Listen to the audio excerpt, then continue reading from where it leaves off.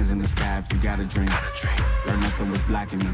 I was the problem, the only one stopping me. I didn't like it, I had to refocus. Now I'm devoted, I know where I'm going. Controlling emotions, I'm owning the moment. In order to get it, see, you gotta want it. Don't make a living break. Confessions over these 808s. Don't sleep on the key, better stay away. I mean, for heaven's sake, I'ma be the best. Came from the endless, lane walk games, bitch you with the chest. Beating on my chest, trying to get my rest. Watch me while I flex. Every win is a blessing, and every L is a lesson. So when I run into rejection, I know it's only redirection. I see the blessings right beside me. The chances of quitting are likely. I do it like I'm in my Nikes. Don't make excuses, they never excite me.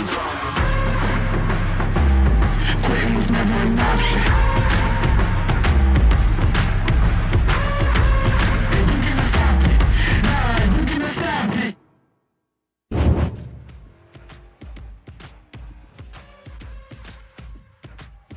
It's the Neko Designs Grand Prix of Australia here tonight at the Adelaide Speedway here on Split Second Broadcasting. We're excited to be here tonight with the OSRL Series running their 7th race of the season in this their 11th season. I'm Ross Brockman, excited to watch this race. The first time we've seen this street course in this series over in Australia. I say good evening, but it is Friday morning here in Australia, I guess we could say. With me tonight is Cole Freilich. He is the 2024 champion of this series, and Cole gets to hang up the helmet for tonight and jump in the broadcast booth. So we're excited to have Cole tonight. Cole, you look at a street course like this. You've raced in this series. You've raced on these road courses before. What's the anticipation like for these drivers on a new course and a very tough and kind of technical street course? Well, I think a lot of it's the unknown of what's to come this race. I mean, truthfully, OSRL's only ever done one street circuit before. We raced at Long Beach. That was almost 6 seasons ago now. So I think a lot of drivers weren't here for that. And I think a lot of drivers that were here for that race are going to remember how tight, how much give and take you got to have on this style of circuit. It's very narrow, very challenging for these drivers. And I think the big challenge is honestly going to be getting off the line in these 2003 Gen 4 stock cars. Yeah, this is a 2.01 miles, so just a tiny bit over 2 mile racetrack, 14 turns, a lot of like hairpin turns. We have the chicane out the first turn right when you come off the straightaway on the front stretch, and then a lot of left and right angle corners are 90-degree corners, just as you would at a lot of street courses. But the second half of the course, you talked about it pre-race before we jumped on the air. Turn 8 is going to be a tricky part of this racetrack. What are you looking for down there, and how they're going to navigate that corner? Well, I think the big challenge is going to be a lot of drivers. You want to fight going off into the turn. Turn 8 is a turn you do not go too wide in. It is so narrow, so quick, very fast right-hander.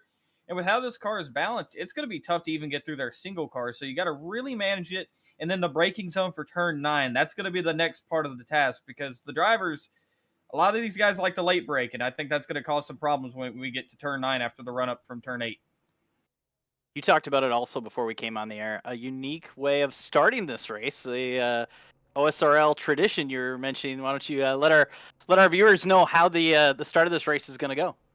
Yeah, so it has been OSRL tradition since the very first season that we do a standing start. So all these drivers got to learn how to launch a 825 horsepower car from a dead stop. And it can lead to some problems. At Montreal, we actually had a guy stall and wreck about 4 cars. So it could be, this is half the game right here as the start, and that could make or break your race. For sure. So you're looking at the current point standings. We have Braden Movick is our leader in the points, and Josh Chin in second. They're kind of the two that we're watching as far as the points battle. Only 6 races in. You never know as far as some of these other drivers that are a little farther back. A bad night tonight by one of your points leaders, and you can make up a ton of points. So we'll see if that's the case. Back in the race 4 was at Montreal this year here in the OSRL series, and Josh Chin did win that race. So a guy that's really good on the road course starts kind of middle of the top. I'm thinking schedule-wise. This is our schedule here. I'm looking at it. It might be a little different than what I got, but yeah, it'll. I think Josh Chin's a guy that you're gonna have to watch tonight, and we'll have to see who you watching for as far as other guys. I know your pole sitter is somebody you're keeping an eye on.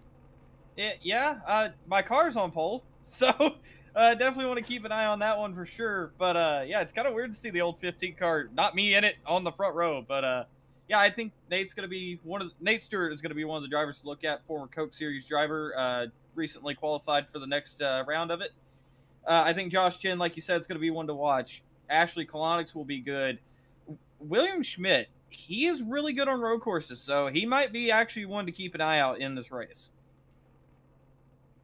We'll take a look at our starting grid here. Maybe do a couple rows before we fire off here, just in another minute or so. But Nate Stewart, Aiden Walker going to be on your front row.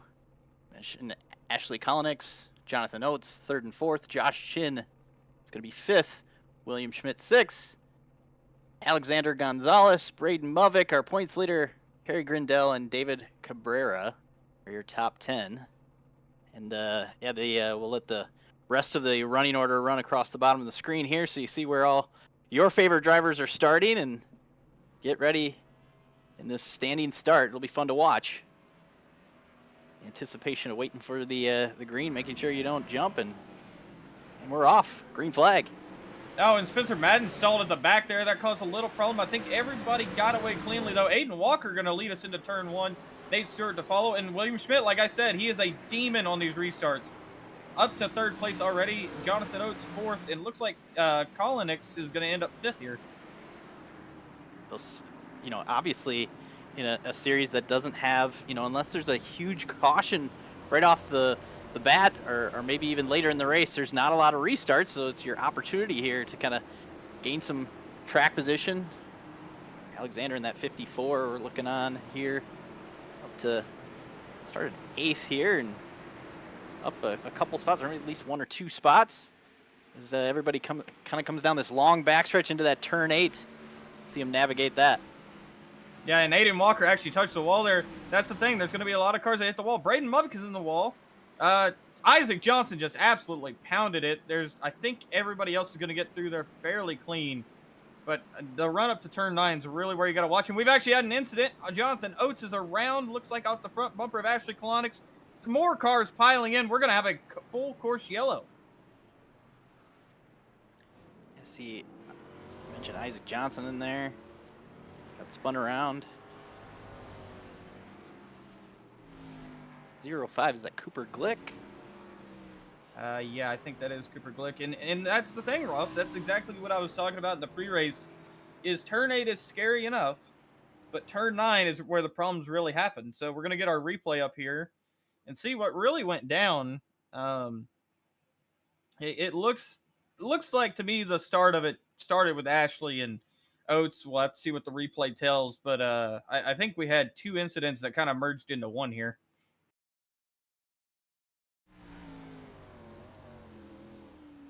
So yeah, on board with Kolonix and that's not hard to do here. Not hard at all to do. You just kind of misjudge when the car ahead of you is going to get back on the throttle. Isaac Johnson, hello.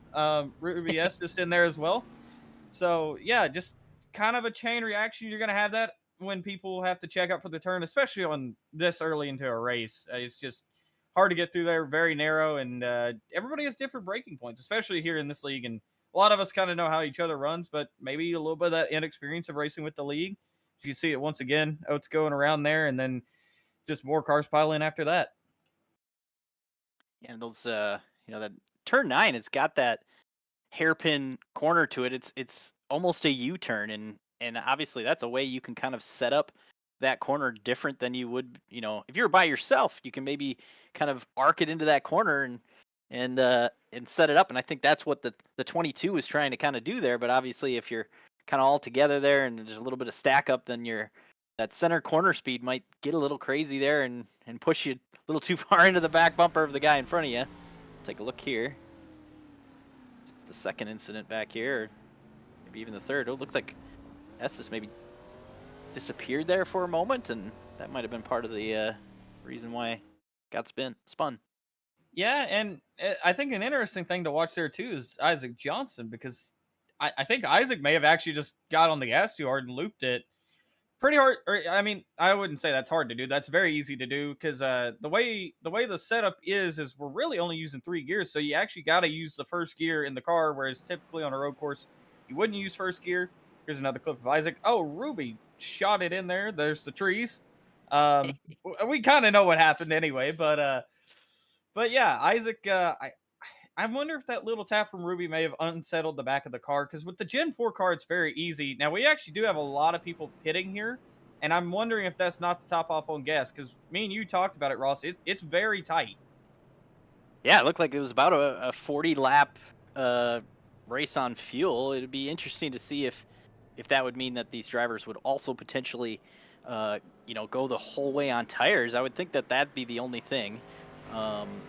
In the strategy, it'll be fun to see some of these drivers coming in, maybe even some damage fix or not. I see, just looking at some of the times, some of them maybe. I think you got a couple sets of tires. I don't think you'd use them all in this race, so we'll see. It's always fun to see a new racetrack like this and kind of have no idea what we're gonna get for our strategy. But we're gonna get another restart. We kind of thought maybe there was only going to be that first one. We talked about it at the start. You don't get to not a standing start now. You'll be at least a little bit up to speed. Well, a big thing is Braden Movick just actually pulled from the session, so that's your point leader right there. Dropping out of the race. That. I mean, it's probably not going to take too big of a hit on him. He's got a lot of really good finishes this season. You do get one drop round in the OSRL Championship. If it's the Wednesday night ARCA League, you get two, but tonight it's Premier, so you get the one. Probably going to elect to take that tonight just because of the chaos that could ensue here on a restart.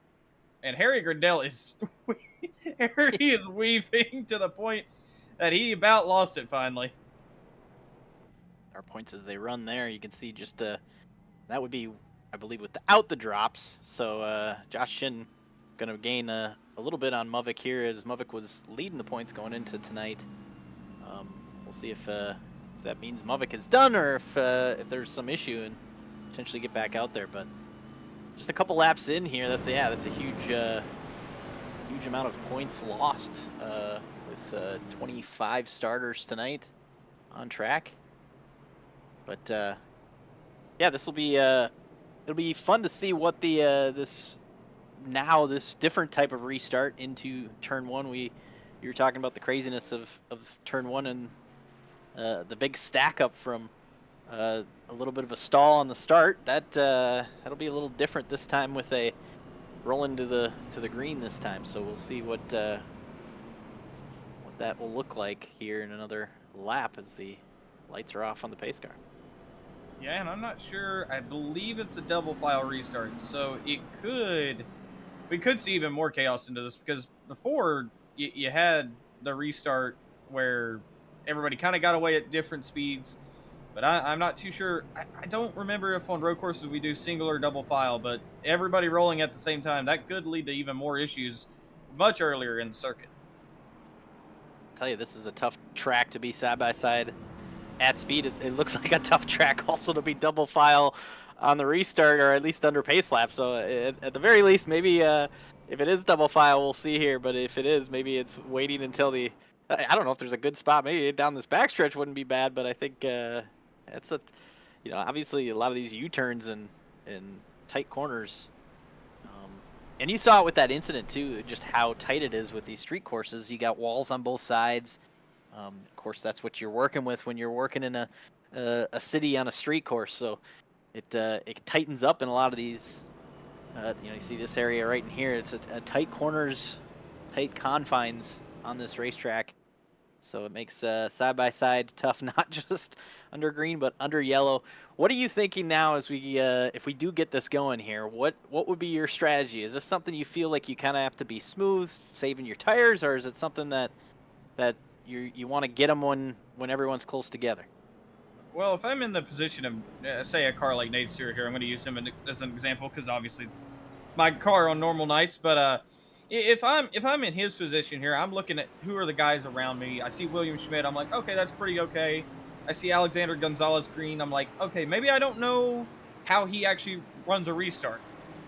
So that's the factor of guys that don't normally compete in this league. So Aiden Walker, who's going to bring us to the green flag here, he may be wondering what Nate Stewart's thinking. Nate's not going to know what these two guys around him are doing. Aiden's actually going to bring us back to the green flag. I'm not too sure if there's a restart zone, but we are back green. Aiden Walker getting a nice little jump over Nate Stewart. Looks like Nate's going to get a decent jump over Schmitty. So the top 5 cars get through the chicane very nicely. See that angle sometimes. Oh, look out for the 47. Oh, Jamie Ritchie Price. Oh, Price. the Australian himself. That's going to be a 1 car that will not bring out the yellow. He gets it looped back around after the whole field's gone by. But Nate Stewart is all over Aiden Walker right now. He's trying to make up for the poorly executed start, I believe. Kind of to the outside through the corners. I think that's just to set up that pass. Now going to have a run down this straightaway into turn 8. And turn 8, this little, I was going to say, it's tough to go side by side through there. And Walker's going to give it to him. Yeah, Aiden Walker making a business decision right there. A couple cars getting loose through this time, but it looks like everybody's kind of learned the limit of that. Everybody down to turn 9 now. Nate Stewart still your leader. Aiden Walker, William Schmidt with a big slide. Everybody else through the turn pretty nicely, and I mean, relatively the same top 5 right now. Oh, it looks like Mo Perry sideways on the, parked in the corner there. Get back rolling here. That would be turn 12, looks like. Entering turn 12. There's another car around. You're gonna John see Felder in the 13. You're gonna see that, especially on this restart. Ooh, some damage on that 13 there. He's gonna have to live with it or bring it down pit road and work on that. Well, unfortunately, I think for Felber, that's gonna pretty much cost him a good chunk of the night unless there's a yellow, because that's about a 7-minute repair. As we now see Ashley Kolonix. I've got to get her name right eventually, but she's making a move on Levi Wolf there. We don't talk about Levi too much, but having a solid run here in the early go. As you see, Braden Movick is back on track, on the lead lap, but about a half a lap behind our leaders as we see this battle up here in the top 5. Yeah, that's a dogfight right there. William Schmidt, Josh Chen, Alexander Gonzalez Green. Those three pretty much know how to race each other. I know for a fact Chen and Schmitty do. Chen into the wall. That's a rare mistake out of him. Gonzalez going to go to the inside. They're going to be too wide coming off the turn. We'll see if Chen might give it up. No, they're going to stay side by side. And they're going to have to single file here because this is too tight to do side by side. And, yep, Gonzalez gives the position. He gives it up for right now.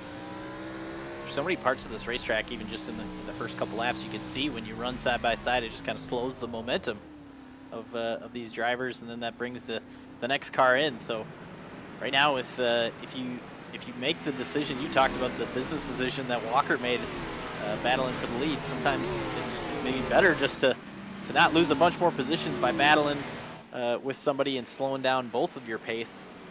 As we see pretty much the top 10, the entire top 10 single file now and getting in the groove. Yeah, there's a pretty healthy gap actually behind Levi Wolf. So we kind of have a front pack of 10 cars. As you now see Chris Lilly, who is in, I believe, the 11th position right now, who actually just missed the turn. So Diego Roldan's going to go through now. But those two are hanging out with, let's see, that is Dominic Barbagallo and Ruby Estes, tonight's race sponsor. We've had an incident in the back with, let's see, is that Jonathan Oates and Mo Perry? It's that way. Oates and Perry back rolling, but a little bit of damage. Maybe more so for Perry in that 31. Tough turning in that car with the damage that Mo has there.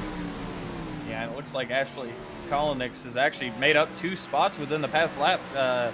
She passed Justin Knudsen going off into the last turn and just got Harry Grindell there. And that is, I cannot tell who that is warping behind them. It looks like a Wheeling car. Oh, that is Gonzalez Green. Okay. Or no, I lied. That's David Cabrera. I'm sorry. I'm like, these cars are very confusing to look at. So sometimes David Cabrera, he's a regular of leagues like FTF, but making a few appearances here in OSRL this season. back is 14th and up to 9th, so a little bit of moving around for. I think that's pretty much just survival. Obviously battling with some of the cars around him, but if you look back up here in this top 5, Walker falling back beyond Schmidt now has gotten around him for second. Josh Chin, you saw the moment down this backstretch a lap or two ago where got in the wall a little bit. I think you want to track over to the left before you hit that turn 8 kink and kind of set yourself up. Here's Chin now. Gonna have a little bit of a look. Got a replay here. We'll see. Take a look what we missed.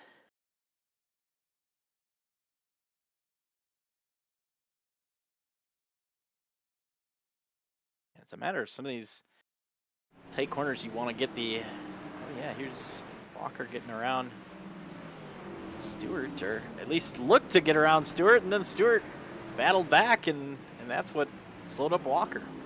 Yeah, and actually, while we were looking at the replay, we had a bit of an incident with Ashley Kolonix and Alexander Green, because going into turn 9, she tried to make a dive bomb move like she's done on Grandel and Knudsen previously, and locked the back up and almost wiped out William Schmidt in the process, or it might have actually been Josh Chin.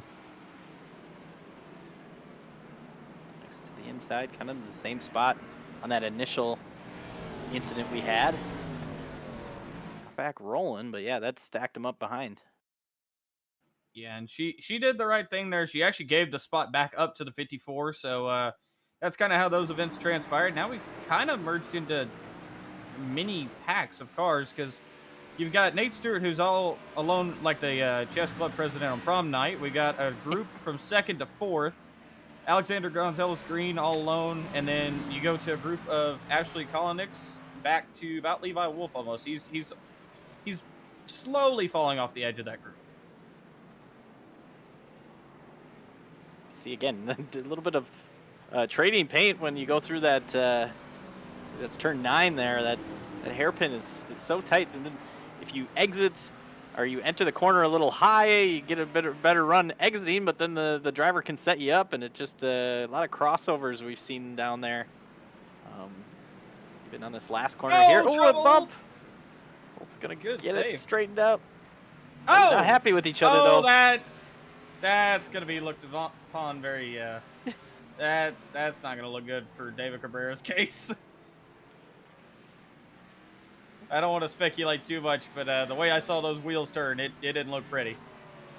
Yeah, you saw Knudsen and Cabrera into that last corner going, kind of just get bumpers into each other, and it brought them side by side down the straightaway. And obviously, if short tempers can sometimes do that, not sure, don't want to jump to conclusions, but it did sure look that way. But I get it, the frustration when you maybe finally pass somebody or just trying to get away from someone and they set you back. But yeah, and I think a lot of it is you look at a track like this, it's kind of like a Bristol in the aspect of a road course.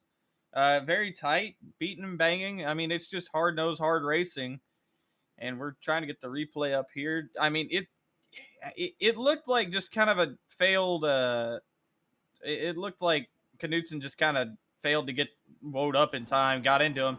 He actually did wait up for him a little bit. And then we're going to look at the wheel here. Oh, yeah. Replay tells all. You see the gloves turn a little bit. You wonder maybe even just a little bit of a tap there, kind of just showing your displeasure. But this is obviously it's important to even not do that. But we had while we were away, we had William Schmidt lost a couple positions, fell back to 5th, while our top 4 getting a little more spread out. It's so easy you make a mistake that you're going to lose potentially a couple positions, and just like that, especially up in this top 5, William Schmidt back to 5th. I noticed right before Schmidt had lost those positions, just looking at my timing and scoring, Alexander Gonzalez Green ran the fastest lap of the race in 4th. So it'll be interesting to see if some of these drivers, after we get going here on these tires, if some of them are a little bit better on the long run. Yeah, and I think, we see Dominic Barbagalo there. No front end on that race car, so I'm curious as to what might have happened there. But these drivers have actually fallen off about a second and a half off a qualifying pace. The last lap for Nate Stewart was a 1:24.7. We had a 1:23.2 as our pole sitting time. So tires are definitely going to matter. It's going to be interesting whether they split this up at the halfway mark, because that's kind of the common strategy amongst drivers. As we see what happened to Barbagalo, just kind of looped it, cut the concrete, and the front end plucked itself off the car. Yeah, gonna have to spend some more time working on that one. Looking at the driver struggling right now is Cooper Glick and Jamie Ritchie Price, both 21st and 22nd, having some issues just trying to stay on track here. But you get traffic coming here, and then you kind of don't know where to get back going. As you see, this is Glick here, get turned around. But, all clean and green so far for Nate Stewart. At some point, you do know that just based on the issues some of these drivers are having. You see Kendall Carpenter now down on pit road. Yeah, I had actually seen the front end of Kendall's car dangling there the past couple laps, so I'm questioning if he might have not had a secondary issue related to that. So we're looking at Justin Knudsen and Chris Lilly battling on the screen now. This is the battle just outside of the top 10 for 12th. Knudsen just trying to stay in the tire tracks of Lilly. I think we've seen it with the passing zone down here into turn 9. You can keep the momentum up through 8 as we ride along here. Just maybe a little too far back to, well, gonna try it. That's very nicely done. Looks like Chris Lilly's actually gonna let him go. And that will pay dividends in a season-long points format like we've got here, because when you give somebody the spot like that, they will reciprocate it later in the season when you're not having such a good run. But Knudsen around him, here's Ashley Kolonix and William Schmidt. Schmidt still falling back. I don't know what's happened here, but Schmidt, he had a whole host of mistakes one lap, fell to the tail end of that group, and is now just falling back. So I'm questioning if he maybe burned up the rear tires on the race car. Now this is Onyx to the right side. I was going to say to the inside, I guess. Inside for the upcoming corners, but now back in the tire tracks of Schmidt as head down into 9. Keep it straight here. Now once you get kind of through turn 9, it's kind of in a spot where you almost have to wait to make your next pass, just because these multiple right-hand corners here, one right after another. Yeah, and there's another big braking zone down here at turn 14. Doesn't look like Ashley will be close enough to even try it. Did want to update on the whole Justin Knudsen, David Cabrera incident. Race control has handed down a level 2 penalty. That's going to be a drive-through for car 91. So David has 3 laps to serve that penalty.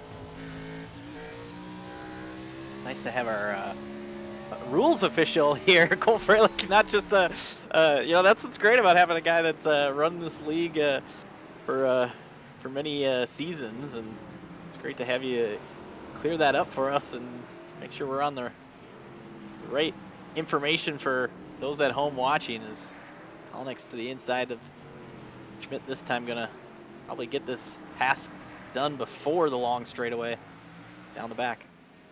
Yeah, it looks like Schmidt is really struggling with the rear tires on that race car. And that's kind of a surprise to me, because William Schmidt's usually a driver that does not tear his stuff up. I mean, in a race like Las Vegas where you're constantly burning up tires, he just seems to never tear up his stuff. So for him to be burning up his tires here on a road course, that just kind of proves how much of a struggle it is for these guys. The track temp, as a matter of fact, is 142 degrees, so it's really slippery for these drivers. Hot midday race here in Australia. Let's see, 78 degrees and track temp all the way up to 108. It's right away we jumped in the session and saw the sun was out, and it's going to be the hot racetrack and slipping and sliding we've seen. And that's going to also wear the tires a little bit more. You talked about it, and some of these drivers paying for that just early on here. We're getting closer to the halfway point, so you wonder if this is a strategy to get a set of tires at some point.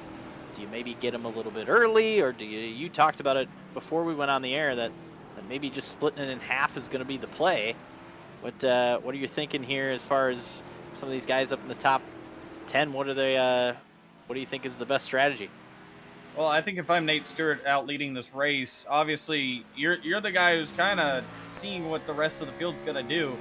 So we're watching Nate pull up into the turn 9 complex right here. But Nate, what he needs to do is he needs to see what that second place car Josh Chin does.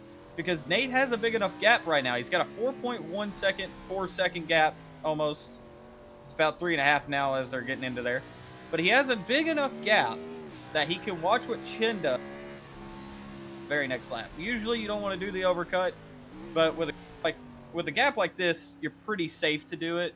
I'm going to be interested to see what Walker and Chin do, because obviously one's going to try to jump the other one.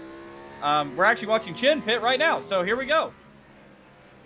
Like that down pit road, and ooh, Chin's got some significant damage now. We may have missed. I don't know if we saw that originally, even just a lap ago. I didn't see that damage, so we're gonna have to take a look at replay. Might have this might be an incident pit rather than a strategy play, which we just saw right before that. Jeff gave us the live points again, and seeing our new points leader, at least as they run, Josh Chin, have problems now. That's gonna. We talked about it at the start. You know, if you have a moment with Josh Chin and Braden Movick each having problems so far tonight, could bring some of these other drivers back into this points battle. Closing on the midpoint of the season. We'll see Chin, left-hander, and maybe a blink issue there. And I noticed Josh Chin was having issues with blinking, but he did have right front damage prior to that. So I'm wondering if that might have been affecting the handling on that race car, because it looked like that front bumper, the 93, was all the way off when we last looked at it, because it was definitely dangling, if anything.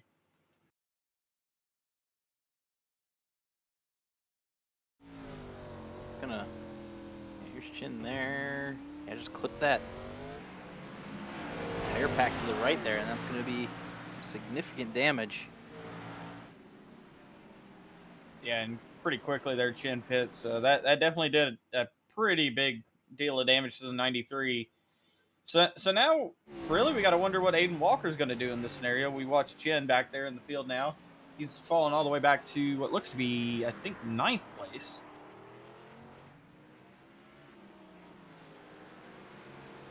Back on track for Chin. That's going to at least see what that damage does. Didn't spend a ton of time on pit road, but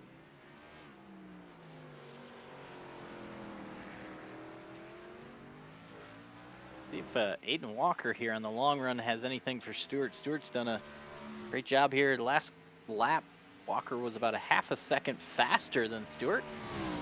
A significant lead now for Stewart with Walker, our new second place driver.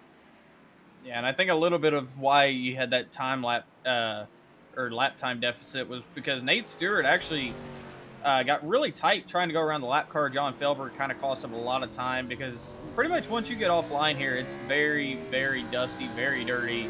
So you just kind of slide right off the circuit, makes the car not handle so well. Watching Josh Chin run down Ruby Estes here, actually backs it up into turn 8, going to get the run out, fire it down into turn 9, I presume is what the plan is here. They're going to get to the inside of Ruby. Ruby will let him have it.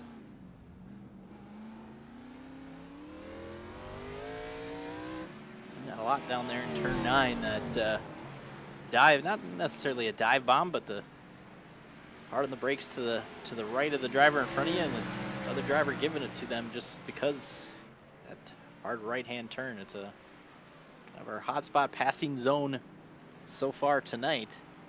So our top 7 have not hit pit road yet. We've had a handful of drivers that hit pit road on that first caution, including Ruby Estes in 8th.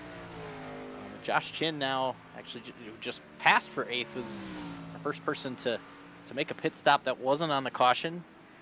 That's up in this top 10, and now rolling and using those tires at least a little bit here. Just going to take another lap or two to see what the lap times are and see if can maybe do some gaining on Stewart as far as when Stewart hits. But waiting closer to the halfway point in this race, I think that's probably the right move, just to make sure then you got plenty of tire for the second half of this race.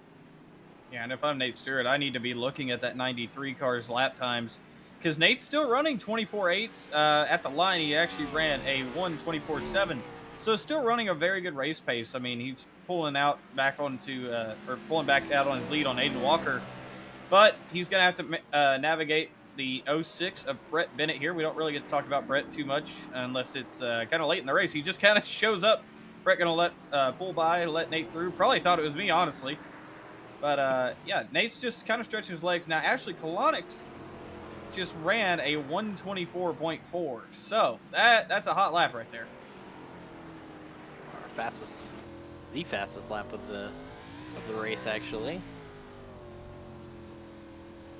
Interesting to see some of these tires and how they're able to get even just as fast. I think that's probably a product also of these drivers just getting more and more laps of practice in.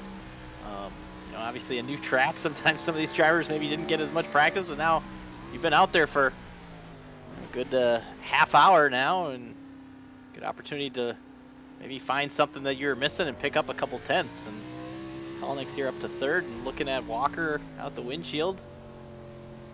Follow along into this last corner down here, and hard right-hand turn to the front stretch. Yeah, and it just shows the gap that that Nate Stewart has on these two, because they're coming out of the last turn now. Nate Stewart is about to enter turn 1 right now. Nate just backed up his previous lap with a 1:24.8, so we'll have to see what Ashley runs as a response to that.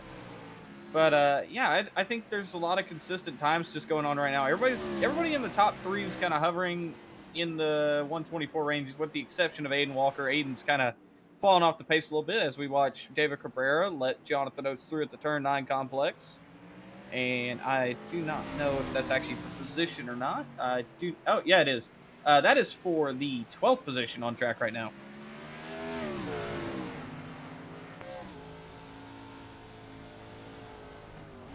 To the halfway point of this race, the moment where we're going to see if anyone decides to split it at this halfway point. So right now, don't have a handful of drivers that are still on pit road. Isaac Johnson and Jamie Ritchie Price, Mo Perry, Shane Sweeney, a handful of these drivers that have gotten in incidents and unfortunately called the end of their night, or if they are going to get back on track, still working on it. But Nate Stewart, you know, and we'll see as goes down the front stretch here. The one thing that I noticed with Stewart compared to some of these other drivers, he's just doing a great job through turn 1, through that chicane where here's Walker and Kolonix. You're gonna see potentially a battle down into this chicane, and it just seems like Stewart does a great job of sliding through there, not really losing a ton of time. It's a tough corner to get these stock cars around through that little chicane and back through turns 3 and 4 here. Yeah, and I think what helps Nate Stewart right now is honestly the fact he's not racing anyone, because where Aiden Walker and Ashley Kolonix, they're racing each other, so you're going to be burning up the rear tires as you see Kolonix to the inside. Oh, doors Aiden Walker. Just says, I'm going to come through, and you're not going to say anything about it. So Aiden Walker, we'll see if he returns serve on the number 22. Doesn't look like he really got the run up to turn 8 for it, but we'll have to see in turn 9.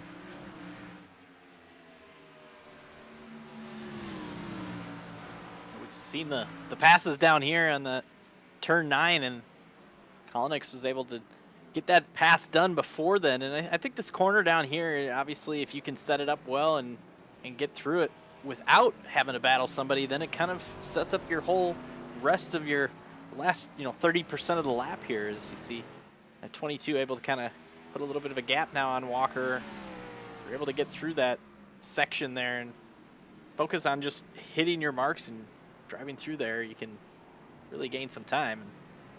22 is now going to set sights on Stewart, but 8.5 seconds plus back.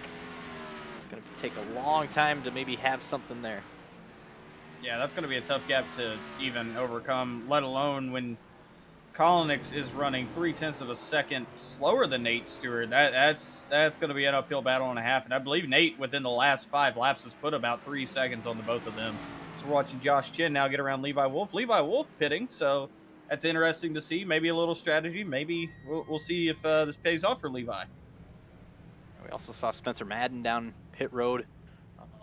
Spencer a lap down now, but yeah, Levi Wolf going to come down. I noticed Josh Chin. I've seen some of the lap times since we got those tires or made that pit stop, and really just not overly too fast. Our leaders are still running pretty quick times. Here's Oates now down to make a pit stop. So I think some of these drivers, you know, maybe the tires aren't mattering as much as we thought, and that's maybe potentially why some of these drivers are still out there racing. We're going to see Levi Wolf is going to be a good example. Someone that maybe not contending for the win in this race, but a top 10 driver potentially that can maybe gain some time here and not any damage that we can see holding them up. But see if Wolf can put down some laps and see if the tires really matter here. Yeah, and that's the thing about OSRL is there's no rule saying you have to take a pit stop. So if a guy like Nate Stewart or Alexander Gonzalez-Green or Aiden Walker or maybe somebody like Chris Lilly trying to get some spots up, they don't have to pit. Now, it's a gamble to not pit, but if I'm looking at those top 2 cars and I see they're running 124.7s and 124.8s, why would you really need to pit? Because the looks like the delta for pitting here is about 38 seconds total time on pit lane. So that's 30 seconds you're losing on the racetrack. And quite frankly, I don't think in about 18 laps you're going to make up that delta. I just don't think the gap's that. I don't think the gap between tires is that much of a difference. Walker hit pit road there. William Schmidt did as well, and Schmidt's going to come out right with a couple of competitors here, including 29 of Diego Roldan, side by side.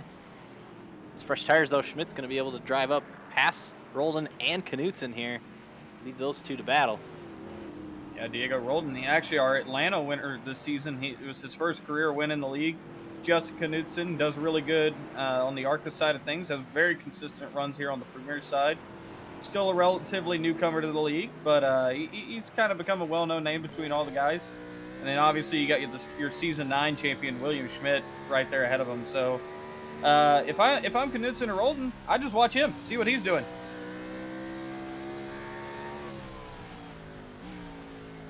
So notice when Walker was able to come back out on pit road, did come out in front of Josh Chin. So that kind of shows obviously Chin had the issues right before his pit stop, but enough of a speed to be able to stay in front of Chin here through that whole pit stop exchange.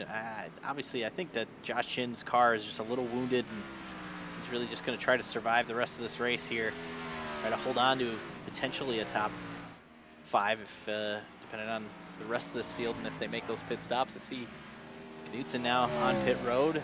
It's going to leave just our top 4, the last ones to pit. You mentioned some of these drivers maybe staying out, trying to gain some track position and see what happens. I don't know, see how long they can go. Harry Grindell is up to 4th now.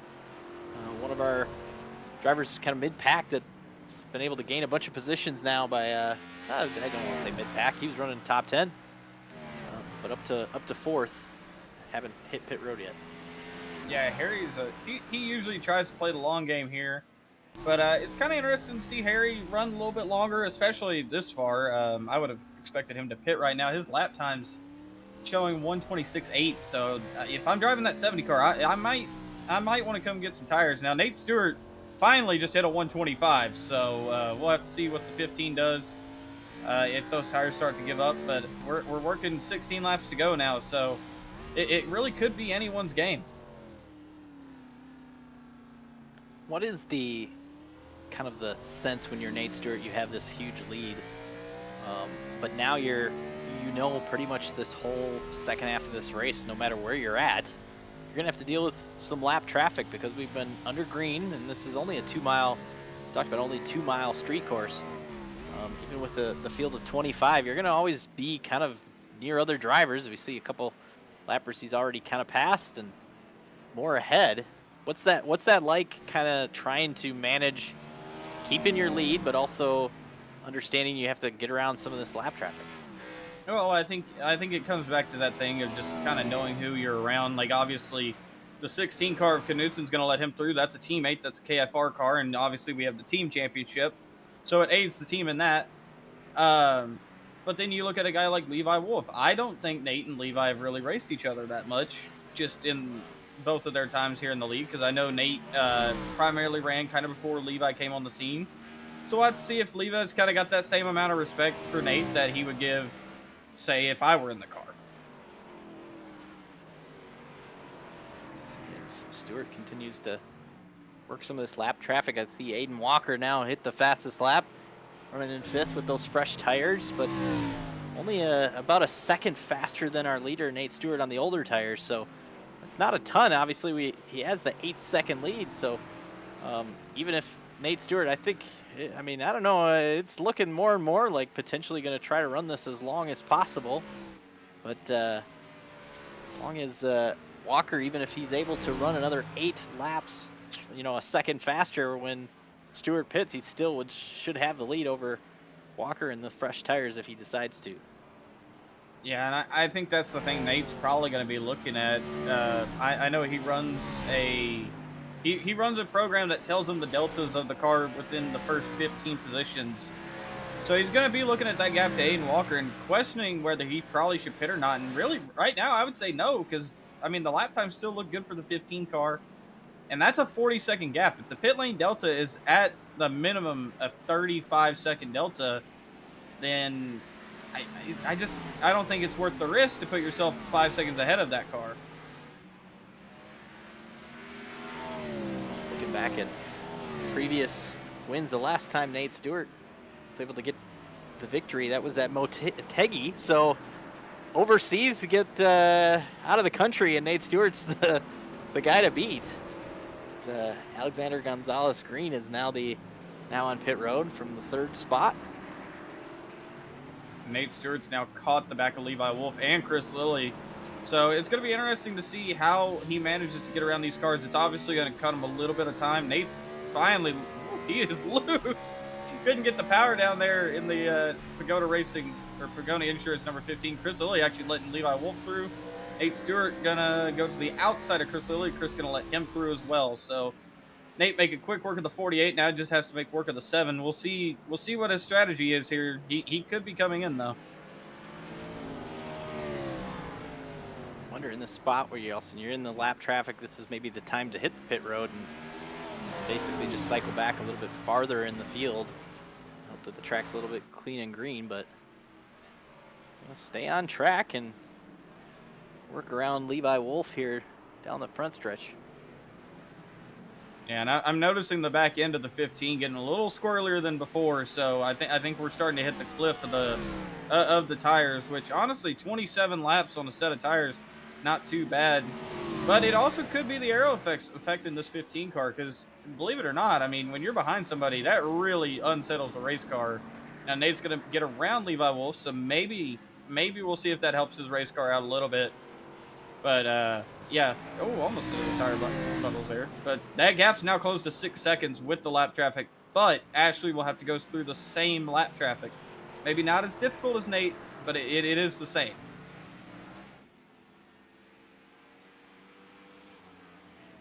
Just looking back at where Collins is, and you see the cars back there. You actually see at the top of the screen down there going around Chris Lilly. Oates and Knutson straight ahead. But yeah, that's true point. Obviously, all these lappers are going to have to make the passes that Stewart already did, and though they maybe won't battle as hard, sometimes, I always say, sometimes they don't battle the leader because they know it's the leader, and you want to be kind to the leader and not cost them their race, and maybe start racing the other cars around you, not realizing that it's the second place driver. So we'll see if that is the case, but also we've seen it where they battle to stay on the lead lap, but don't care as much once all the other lead lap cars get to them. But Collins definitely about a second faster the previous lap. We'll look at this time by another about half a second faster. Yeah, and I think towards the tail end of that, Nate was still actually trying to get around Levi. So Nate's car is actually looking a lot better now that it's not behind the 7 car. He was behind the 6 car, Spencer Madden, who you see actually letting everybody go right now. Spencer, a little bit off the pace there, just kind of letting everybody through. Just nice, respectful driver. I've been teammates with Spencer a long time, so he's very aware of the cars around him. He's very good when it comes to that aspect. Now we're looking at Braden Bubbick. Looks to be making a pass on, that is the 91 of David Cabrera. After serving his penalty earlier in the race, points as they run. Josh Chin with a 4-point lead over Braden Bubbick. William Schmidt about 30 back, and then you see Ashley Kolonix back 60 points. That should give you a perspective of how the opening of the season's gone for some of the drivers. For sure, it's a full season point system. You got to stack the points whenever you can get them. And you talked about the drop. That's part of this. But if all of your finishes are good finishes, then your drop is not going to maybe matter as much. But here, Movic going to at least survive after the issue that sent him down pit road towards the start of this race. Going to be a lap down right now in 15th. But potentially got a chance to maybe, or actually up to 14th now, and got since he got around Cabrera. So we'll see if he can track down Chris Lilly by the end of this race. Definitely a little bit faster than Lilly right now. Just has a couple seconds back from 48. Yeah, and I was just looking at the lap times now for the top two. Nate Stewart's picked it back up to a 124.8. Ashley Kolonix down to a 125.7. Now, Ashley, I believe, is still buried in that traffic a little bit, but the gap to the cars 3rd, 4th, and 5th is still relatively the same as before. So I really think the 15 and the 22 are on the no-stop strategy as we see everybody coming to the Turn 9 complex. Ruby Estes ahead of Nate Stewart. That's 2 Kentucky drivers right there. Glad to see Kentucky representing well here in Australia. Levi Wolf as well. So you just see a lot of these drivers paying mind to Nate. So Ruby's obviously going to see where Nate's at and going to be like, okay, probably need to let him through, because really, if you're fighting the leader like that, it's not going to help you. And it's like you said earlier with the points game. You got to play it, because one bad run can really set your season into a spiral. I know when I won my title in season 8, it was always the game of how can I play the drop round to my benefit. So I would pick one race out per season, use that as my drop, and then I would just try to manage the season. So if you're a driver, so let's say Aiden Walker, you need to just take the 4th place and get out of here with the points that you got. Still working some of this lap traffic. I was going to look, see if Jeff can zoom in on the battle for 5th with Josh Chin and William Schmidt. We talked about Chin and the damage that he had, just trying to manage that in the 93. And then we're going to see if William Schmidt here, I think, has been slowly kind of gaining on Chin here, and going to battle to see if they can settle who gets this last spot in the top 5. I think William Schmidt's going to have a little bit more pace here in the closing laps. Just going to check the lap times as they go by, and just about a second faster than Chin right now for William Schmidt. You can see him out the windshield. We'll see if he can chase him down before the end of this. Yeah, and Jamie Ritchie Price coming to a full stop, letting them through. He says, go on, boys. But yeah, I think Schmitty, he knows how Chin races, so he's not going to worry about rushing to get there. He's got 10 laps still, so Schmitty just needs to play it patient. You see his fast lap of the race so far is a 124.7, which is really good pace. Last lap was a 125.3, so holding a consistent pace. Whereas I don't think Josh Chin's car is nearly as consistent with that damage, because that can really affect the front end of the race car, and especially here at a street circuit where you need front downforce, that can really, really hamper you. Another battle we could check in on is the battle for 3rd and 4th. Walker in the 39, you see here closing in on the 54 of Gonzalez Green. Trying to pull in there as see them going around the slow car there. Yeah, and I think Aiden Walker actually has a little bit fresher tires than Alexander Gonzalez Green here, because I'm looking at the pit deltas. It's a 35-second delta for Aiden Walker, while Gonzalez was only on the pit lane for 26 seconds. So possibly a 2-tire call there. I think that's an interesting strategy for a track like this. But I mean, when you're loading the tires up so much to, I believe, the left side here, it's a lot of right-handers. So maybe Gonzalez thought taking left side tires was the move.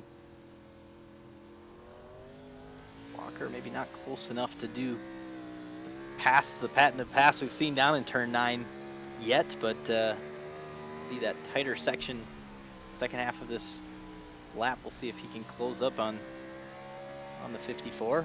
And now Colonix has now hit pit road, so from second place going to come down and get tires. You talked about maybe potentially our front runners, our top 2, who maybe going to try to run this race the whole way. Maybe thought that was possible, but in the end, Colonix is coming down pit road. And I wonder if Ashley could have pushed the pace too much, just trying to run Nate down, because that's another key thing about Nate Stewart. He's really good at fuel saving. We had that early yellow. There's a potential that the 15 actually saved fuel, whereas some of the rest of these cars didn't save fuel and didn't really think much about it. So now I think everybody in the field except for Diego Roldan and Nate Stewart have pit. Well, that's a lie. Crystal Lily has not pit either yet. But so I'm just curious to see if this strategy is going to work out for him. Colonix pit stop was fairly short, like you were saying before, the 27 seconds on pit road, which means no tires, or at least if there were tires, it would be only 2. I think that was maybe just a fuel-only stop. Going to still stay in second because, the pace was strong enough in that 22 to stay up and not lose enough ground with these tires these drivers on fresh tires. So, well, we have Nate Stewart pitting right now. Here. Oh, there it is. Nate Stewart now is pitting, so this is going to be interesting to see what Nate does. Looking to be probably a fuel-only call, and Ashley Colonix has been black flagged by Jack Painter. So race control, seeing something that the 22 did that warrants a penalty.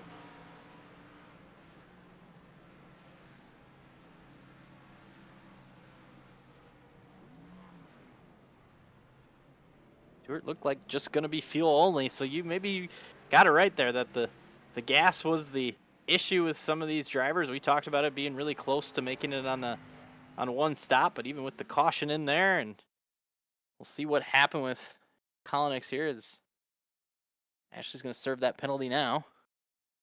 And the incredible thing about this is Nate Stewart had that pit stop. He is still 15 seconds ahead of the second place car. But I'm not too sure what Ashley may have done here to warrant a penalty. There's Braden Movick just absolutely stadium super trucking, doing his best Robbie Gordon impression through the first chicane. But yeah, I'm not too sure here on the penalty for the 22 car. Something with Movick is closed in there. We saw through turn 1 the chicane there, no problem through there.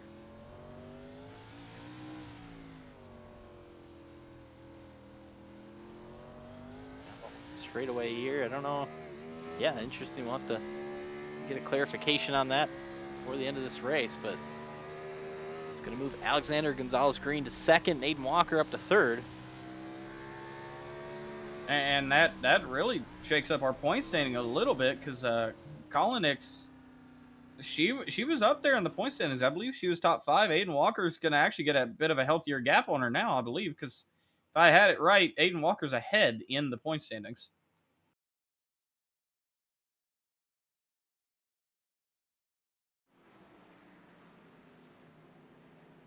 Did you see the points as they run there? Okay, I had it a little wrong.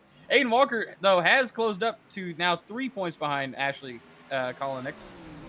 Josh Chin still holding the points lead, coming out of here with Braden Movick in second, William Schmidt in third. Jonathan, that's a tight battle between 4th, 5th, 6th, and 7th. And then you go back another about 20 points to Diego Roldan. The Walker and Gonzalez-Green here battle for this second place finish now. See if one of them can. And you never know. You talked about, Stewart's got to navigate the traffic, and even though 16 seconds ahead, if something crazy happens, you never know. This could be for, an opportunity to steal a win, though Stewart kind of has it in his control right now. We'll see if Walker can get to Gonzalez here. Been a little bit faster, just a little bit faster every lap here, but just not close enough or fast enough to complete the pass yet. Yeah, and it could come down to, whereas Gonzalez-Green isn't really ran a lot with the league, Aiden could maybe work out a deal. Be like, hey, let's just swap spots. We're running pretty consistent here. I'm in the title fight. We could just make a little deal to swap around here, get some points for the 39 car. But looks like they're running pretty even pace right now. Nate Stewart still running 125 ones to the 54s 126. Aiden Walker running a 125.6. So I just find it amazing that Nate Stewart's pace is still good on as old of tires as he is. I believe they're now 36 laps old. Stewart had a little bit of a moment as Jamie Ritchie Price was trying to let our leader through, and a little bit of a stack up through turns 2 and 3, but ultimately back rolling for Stewart. This battle here for would be 13th. Movic, a nice comeback for having those issues at the beginning of this race. Lilly has not pitted other than that pit stop under that first yellow, so 48. First car lap down right now, but solidly in 13th here. But now Movic's going to get to the right and make this pass. Going to try a crossover, and Lilly's going to do it. Take it back. That was Braden Movic trusting the brakes a little too much. As that actually looks like the 42 has some right front damage. Whoa.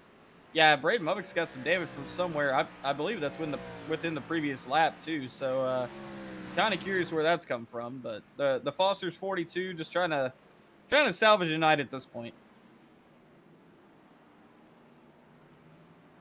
So just kind of looking through our running order, shout out a couple drivers. We talked about Harry Grindell running in 7th, really a solid night, just running kind of right there between 7th and 9th most of the night. Diego Roldan in 8th, started 16 positions farther back than that, so drove all the way up to 8th through this race, so great job for the 29. This battle for second continues. Get close as Walker tries to close up on this 54. Yeah, and I think Aiden Walker really just needs to set up Gonzalez for turn 9. We're going to see how the run through turn 7 is for Walker. Looks like he's going to get the power down pretty nicely. I don't know if he will be close enough to get to him by turn 9, but he's gonna shape up well to run it pretty decently through turn 8 here. All right, through turn 8, both of them clean through there. Aiden Walker not close enough, but could use these lap cars ahead as a pick.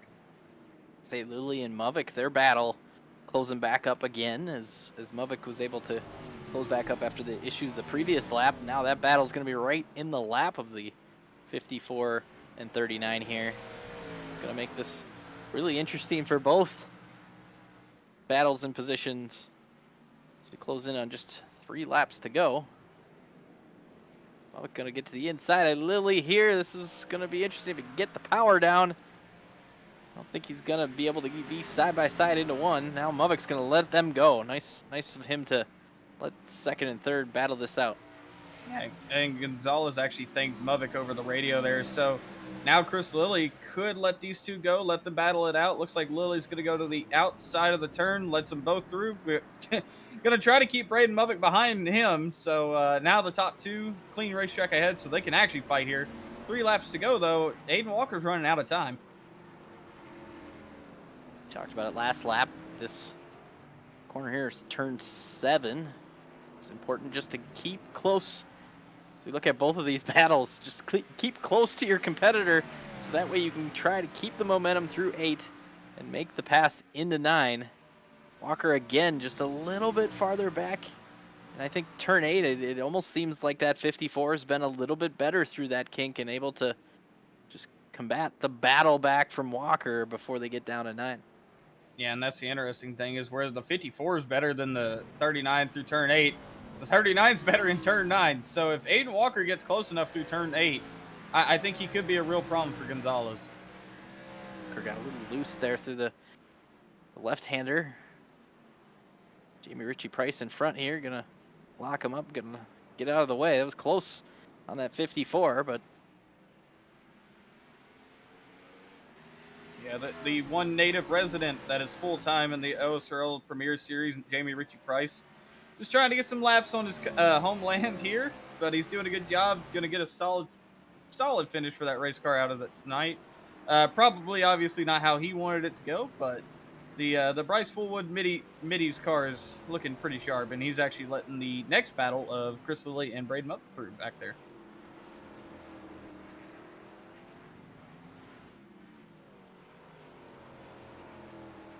These battles that we've seen tonight is just takes a long time to set them up if you're two drivers that are super equal. And you know, looking at the lap times, this last time Alexander and Aiden here in the 54 and 39 both ran pretty much identical lap times. Just a tenth faster was Gonzalez Green in the 54. So really just so close. And Walker, you could see the last couple times. Oh, and we got a spin farther back. Looks like Muvik. I was just saying that Walker was kind of sliding around the last couple laps, and that I think sometimes you're just working the tires, and after a while they heat up to a point where it's going to be hard to hold on. Well, we're watching the battle between Diego Roldan and Harry Grindell here. Nate Stewart's taking the white flag. He's now heading through turn 2, or actually I think this is turn 3 and turn 4. That just gives you a perspective on how far ahead of this field the 15 car is tonight. He's driving it better than I could have ever done it. But, yeah, Nate Stewart coming through turn 7. All he's got to do is make it through turn 8, and he is home free right now because I don't think he's going to be catching the 73 of Jonathan Oates by the end of the lap. You talked about it, driving your car. You know, what's that like to see your car? I know sometimes they talk about that when drivers are having, you know, a health issue or something and they have to jump out of the seat. Just in a few words, what's your feeling of seeing Nate drive your car here tonight, and kind of bittersweet, I suppose? Well, I'm certainly happy to see the car winning the race because I texted Nate with 8 minutes before the session started. I was like, hey, do you want to run the 15 tonight? I just need it on track. But, yeah, he's going to bring it through the last few turns, and Nate Stewart's going to collect his second career win, it looks like, barring any random issues. 40 laps down and a perfect drive for Nate Stewart. Going to win the Neko Designs Grand Prix of Australia. Going to slide all the way down the front stretch to grab the checkered flag here in race number 7 of the OSRL series. We're going to see this batter. Walker going to try one more time. Just can't get there. Do it. Even side-by-side battle to the line, even given the opportunity, as we look at a couple of the others battles here. Here's Roldan looking to try to get underneath Harry Grindell. This is going to be a close one. Oh, Roldan's going to miss the corner. Where is he going? He's all the way on the roundabout at this point. Good night, 11. Where is that boy going? I love the effort, though, because obviously he was going to try to drive it in there and get past. Oh, look out. We got an issue there from Josh Chin. He's still wrecking.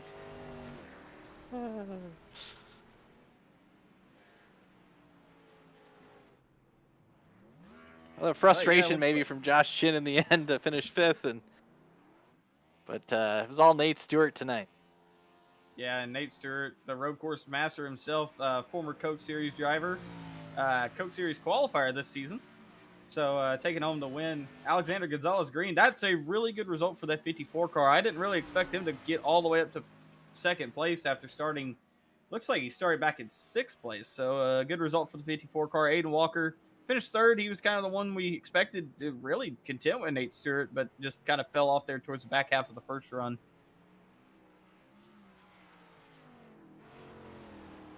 Stewart celebrating on the victory lap here. We'll see if we can dial up our top 3 finishers here in a moment. Yeah, interesting race on the strategy. Really fun to talk to some of these drivers and see. Let's grab Aiden Walker here in 3rd. I'll see if we can ask him a couple questions. Aiden, you got a copy? Yeah. This is Ross here in the split-second broadcast booth. Going to ask you a couple questions. 3rd place run tonight. In the end, trying to get around that 54 car in the last couple laps. What did you need there to maybe get that pass done? Just maybe like a little bit more grip. Like it was kind of hard to save the tires because I'll be honest, this was the worst step I've ever driven on a road course in my entire life. There's like literally no lateral grip. Like the rear tires just felt like they were skating, and like on the entry to the corner, you would feel like you would maybe have rear grip. If anything, it felt like you'd have, more rear grip than front. but it was just once you get like partway through the corner, it just goes all over the place. So like going through turn 8 was probably one of the most sketchiest things you could do. If you're gonna try taking it fast, you're pretty much gonna be going back and forth with the wheel, or just like being very on edge with stuff. Because if you made like one adjustment with the wheel, it would shift all the way over to the other side very quickly. So yeah, I mean, I'm happy with P3. Good enough since the pace was kind of there, but it wasn't there for Nate and things. So Yeah, bringing home in third place. Obviously, the other strategy to it, we saw like obviously that early caution at the start. A couple people topped off on fuel just to make sure that they could maybe make it, but then obviously you were one that decided to make the pit stop. You talked about the setup and the tires. Just feeling that the tires were maybe going to help you there, but really not enough as some of our front runners were able to stretch it without. yeah, I mean, at the point where like I pitted, like my tires were like the tires for me were so bad that I would have just finished third or even fourth at that point, even with Ashley speeding. So it was really just kind of just try something at this point, because like I wasn't really expecting people to take no tires, but at the same time it didn't really surprise me since we were taking such little fuel on the final stop. So yeah, it was just part because I had such bad tires that first run. So yeah, the second run, I'm sorry, I'm partly kind of sick right now. I've been sick because I was at an international airport. That should tell you enough. Um, so yeah, it was just really because my tires were so bad that first run. There was like no chance of me actually taking no tires. So Well, heck of a drive, even under the weather a little bit. So coming home in third, we'll let you go so you can rest up. But before we do, we'll let you thank anyone that you want to thank before we let you go. well, I gotta thank my sponsors: Coglin Motor Company, Blue Line Tennessee, Beamstock Cars, Smunger on YouTube, uh, Lively's Custom Diecast, SKS Motorsports for another great car this week. I think that's really all I gotta thank though. Awesome. Thanks for chatting with us, Aiden, and good luck down the road. Thank you.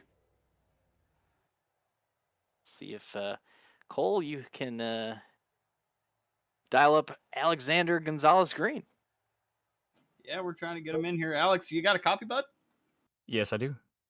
Well, a good result for you. You started a little bit down the order compared to the guys ahead of you or around you, really. But what was kind of your mindset going into a race like this? Well, like you said, started a little bit low. Wasn't really happy with my qualifying effort, but kind of figured there'd be some chaos ahead, and there definitely was. I was initially thinking, seeing maybe 30 laps on gas if I could try and do the whole race without stopping. That didn't end up happening because can't really use the clutch to save the gas in this car.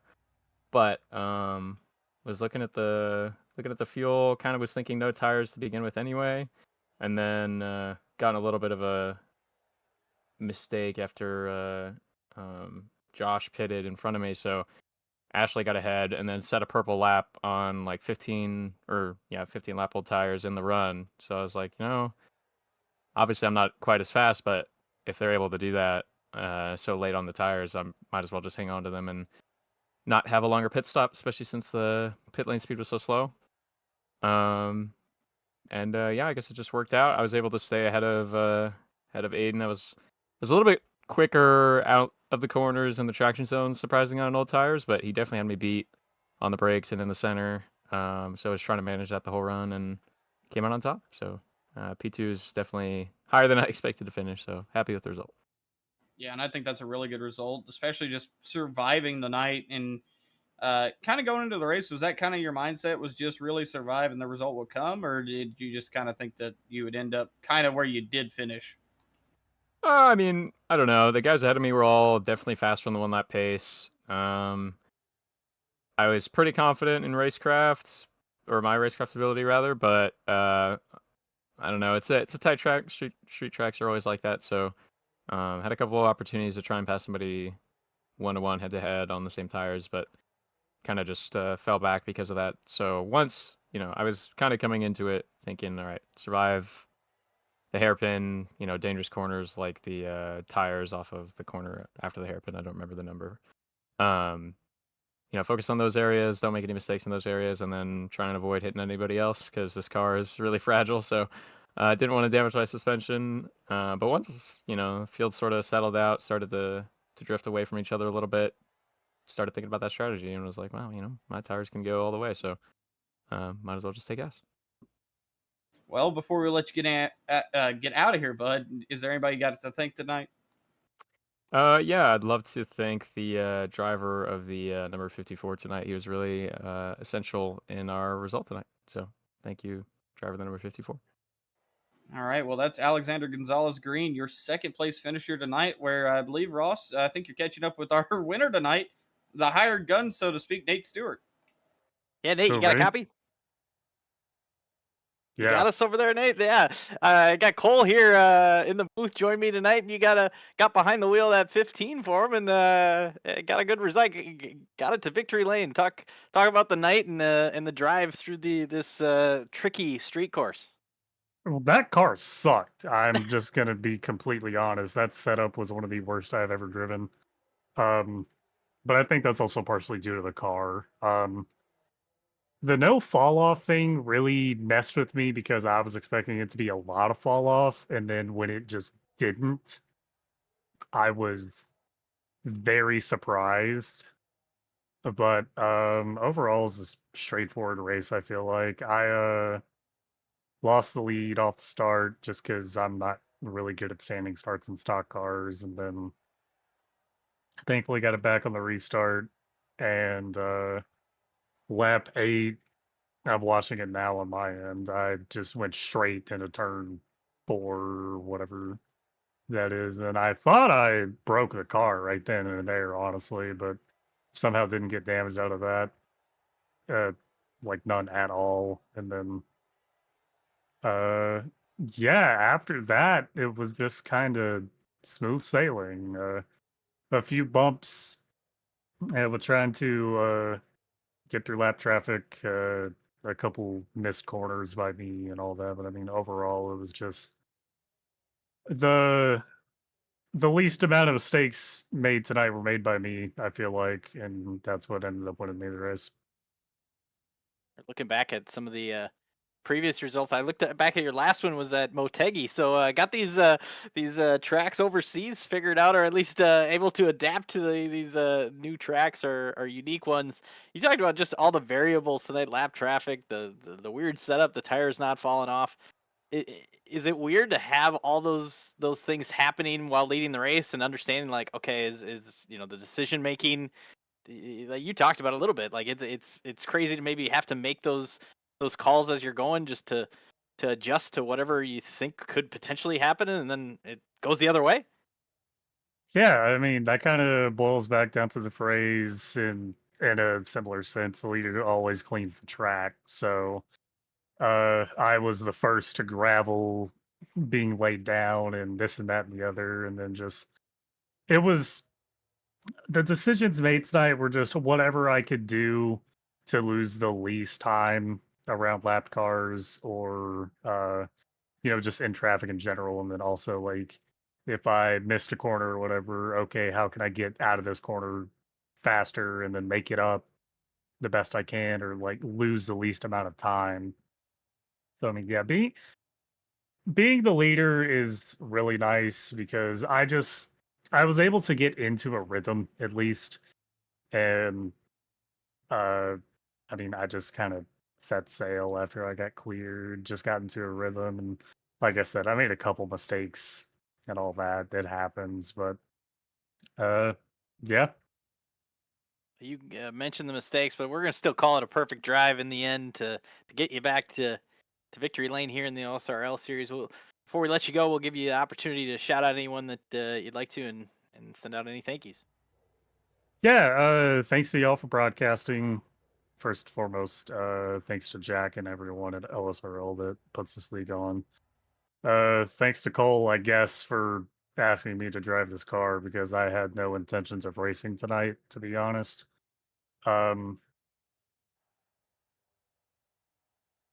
like to shout out Simrap Market. They've been a sponsor of me for a long time. And 2026 eNASCAR Coca-Cola Irish Series free agency is coming up, and I'm really looking forward to that. I think I'll get signed, and then looking forward to hopefully year 2 in the eNASCAR Coca-Cola Irish Series. And, I might drop by here every once in a while, see if I can replicate these Martin Truex Jr.-esque boring wins. We'll see. Well, good luck in the free agency, and we'll let you go. But thanks for getting behind the wheel and giving me a booth mate tonight with Cole. It was nice to have somebody to call the action, and we appreciate it. Yeah, man, no problem. Nate Stewart, our winner tonight at the Adelaide Street Course here in the OSRL Series. But yeah, Cole gave you a little bit of a shout out there. It was nice of him to be able to jump in the car for you so you could join me tonight. We'll have to see if Jeff can bring up our running order. We'll go through it real quick and be on our way. But Nate Stewart grabs the victory. Alexander Gonzalez-Green in second. Aiden Walker. Kolonix was able to battle back to fourth after speeding penalty. Josh Chin, we talked about the damage that he had. It was able to still hold on to that top 5.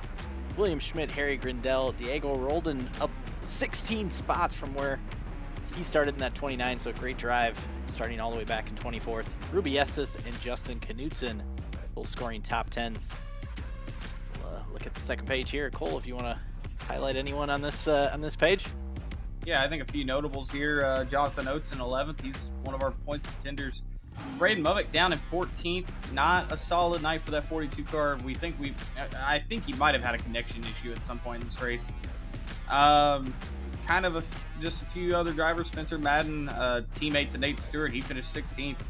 The lone Australian in the field, Jamie Ritchie Price, it says he finished 17th, but we know he finished 18th. I don't know. We may have a scoring issue there, but we're going to call him 18th.